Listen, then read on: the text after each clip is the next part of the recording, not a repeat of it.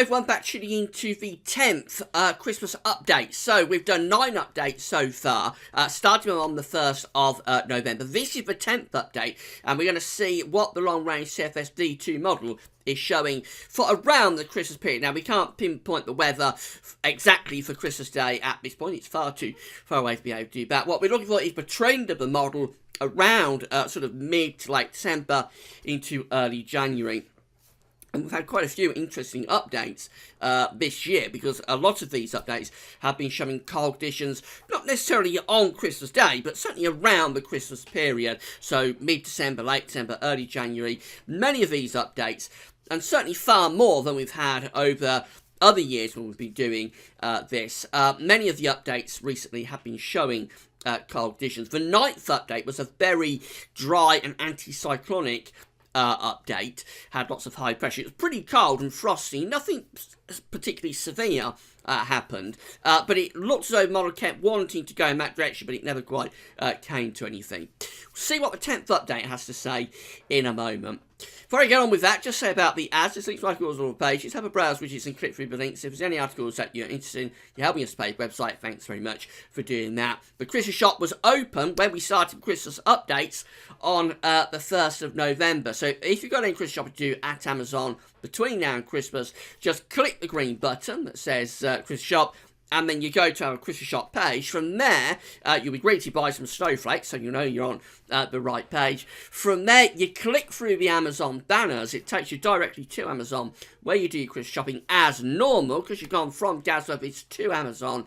We get a revenue fee on the things that you are buying, and a big thank you to everybody for doing that. Been a huge success again this year, as it always is. You've still got loads of time to get Christmas shopping out to you from Amazon, but if you've got any shopping to do, don't forget to go through the Amazon banners in Gav's shop first of all.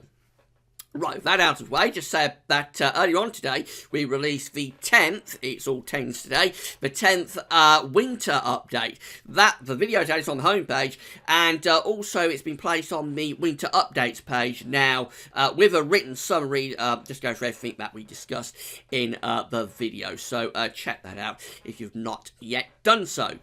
And just say about the model that we're using. So we, as always, are using the CFS 9-monthly forecast at the website meteoseal.fr, generated midday yesterday, 19th of November. There's always a 24-hour delay on these charts going through. We always try and use the midday rate. It runs 4 times a day, same as with the GFS. So that's midnight, 6 o'clock in the morning, midday, and 6 in the evening. We always try to use the same run, which for no particular reason is the midday run.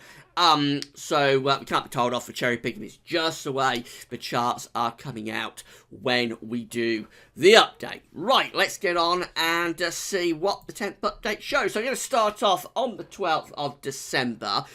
This looks quite unsettled, actually. We've got an area of low pressure out to the west of the UK, 970 millibars, quite a deep area of low pressure, bringing wind and rain in off the Atlantic. So it looks like we're starting off on quite a wet and windy note. It stays unsettled as we run through to the 13th of December, and then on into the 14th, heading up towards mid-month, that low pressure gets out of the way, and it pulls in some cold air from the north, actually, for a short period, but then the high pressure from the Azores, which is this area of high pressure down here, the ridge begins to build up from the Atlantic. So it turns cold after that unsettled opening to the period up towards mid-month. It looks mostly dry, but cold with frost and some quite chilly temperatures, I would have thought. That doesn't last very long. As we go through to the 15th, we're pulling back really quite mild southwesterly winds again. That looks like a very mild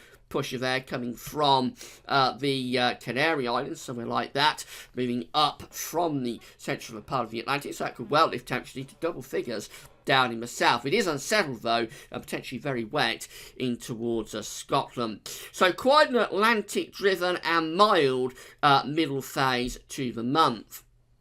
As we move through into the 16th of December, we find that ridge is beginning to ease off down across the southwest. It's moving in towards Spain and Portugal and beginning to collapse a little bit. We've got this area of low pressure out to the west, and we've also got a bit of a ridge starting to build through the Atlantic and going up towards the north of the UK. So this is still quite unsettled. There's quite a lot of rain moving in, but it does look as though the pattern is beginning to change a little bit as we go beyond the middle part of the month. And that continues up to the 17th on into the 18th, where we find that low pressure then moving down to the south of the country as high pressure builds in across the UK. And this is within colder air, so it turns colder in the second half of the month. We begin to bring the air around from the north or the east. That would certainly be giving night frost. Mostly dry weather though, just chilly daytime temperatures and probably frosty at night. And that's how we go up to the 19th of December,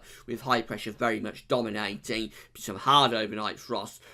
With that, maybe some freezing fog patches as well. So we're beginning to run up towards Christmas then, and we've got a cold area of high pressure around the country as we go through into the 20th. On into the 21st, we have an area of low pressure beginning to develop out to the southwest of the UK. At the same time, that ridge, which gave us that colder, drier interlude around the 19th, that's beginning to move up towards Scandinavia. It's starting to get quite interesting again. We've got a deep cold ball sitting to the northeast of the country, into northeastern parts of Europe. At this point, it isn't particularly cold, but we are bringing in chilly, southerly, southeasterly winds. I suspect there will be some quite hard overnight frost there as well. Let's run on further towards Christmas. So we're running up towards Christmas now into the 22nd of December. We find that area of high pressure taking over across Scandinavia as this low pressure is moving down towards Iberia, towards Portugal. The wind is going into the southeast. That's a cold wind coming off the continent, possibly enough to even bring a few wintry showers onto eastern coast as we're beginning to move up towards Christmas. Let's go on further to Christmas itself, and this is how we look on Christmas Eve. So we've got high pressure still dominating, but its position is changing now. It's moving more towards the northwest of Scotland, heading in towards Iceland, still bringing in this very chilly southerly southeast wind. Again, that could feed a few wintry showers onto the east coast, but the main thing is that it's pretty dry, and I would have thought quite frosty there on Christmas Eve. This is definitely another colder update though. We go through to Christmas Day, and that's how things are looking for Christmas Day on this 10th update. High pressure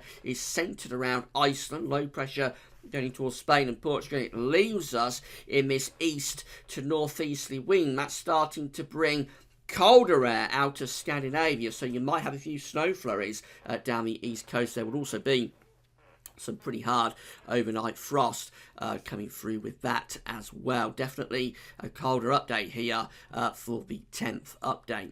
We move through to Boxing Day, and look what's happening. High pressure again is out to the northwest of Scotland around Iceland. Low pressure to the south. The air is becoming increasingly cold, moving in from the east. There could be some sort of cold front here moving in from the east, producing a band of sleet or snow showers, and then properly cold air is beginning to dig in behind that. So go beyond Christmas. It is a cold and mostly dry, frosty Christmas. What happens as we get up towards the new year? Well, it turns even colder. We run through the 27th into the 28th, and we have this area of low pressure dropping down from the north. That probably brings snow into the northern part of the country, and very cold northerly winds start to plunge down behind that. So we head up towards the new year, and it's bitterly cold now. We're firmly within very cold air as this low pressure moves across the country, probably brings snow with it, and then it turns the winds into the east, and they're bitterly cold winds and probably feeding in quite a lot of snow onto the eastern side of the country. Again, we have high pressure around Greenland and Iceland. Low pressure as a trough is centred across central and western parts of Europe, so it looks cold, looks very cold, and there could be snow, or certainly would be snow coming through with that area of low pressure. That takes us to New Year's Eve. This is how things are looking on New Year's Eve. It's staying cold on this 10th update. We've got the winds in from the east to the northeast. So again, we'd probably bring snow showers onto the east side of the country. Daytime temperatures would be staying around freezing all day with hard overnight frost. A proper cold New Year. This is how the first day of 2017 is shaping up, and it's cold one. The winds are in from the east again. So more snow showers coming into the east. Again, daytime temperatures barely above freezing, I would have thought, with pretty severe frost by night. And then we run into the first week of January, and it stays cold. Actually, the winds remain from the north or the east, so further snow showers are probable. Perhaps even some longer spells of snow, and it would be very cold as well. And just taking you further through, tries to get a little bit milder there. On the 6th of January, we begin to bring some slightly less cold air in from the northwest, but that doesn't last very long. And as we go through to the 7th, 8th, 9th of January, look at that, returning winds back in to the north again, so more really cold air plunging down from the northeast, producing yet more snow, I would have thought, and some very hard overnight frost. And again, daytime temperatures would be struggling to get above freezing there. That is quite a prolonged and fairly severe spell of cold and snowy conditions, starting around Christmas, then running through the new year into January on tonight's 10th update. So this is another one that we can put into the cold camp. Now, I know a lot of you will be quite excited about this. Try to keep your feet on the ground with this, because it is still a very long way off. And although we are getting many more cold updates this year compared to last year's, the last few years we've done these updates, could well be that CFS V2 is getting it all wrong, leading us up garden path, and we're eventually going to go to something much milder, and that happens, there'll be a lot of disappointment, of course. So try not to get too excited if you want cold weather for Christmas and beyond. But this is another one, and we can only go by what the model is doing. At the moment, it's churning out these cold updates very regularly, far more regularly than we've seen in previous years when we've been doing these updates. So let's just wait and see where this is going. We'll do the 11th update probably on Tuesday evening. So we'll see what that one has to say. Will it be another cold one? We'll wait and see. Right, that's all for now. Don't forget to check out the 10th update, or 10th winter update if you would like to do that. And that's all for now. Thanks for watching.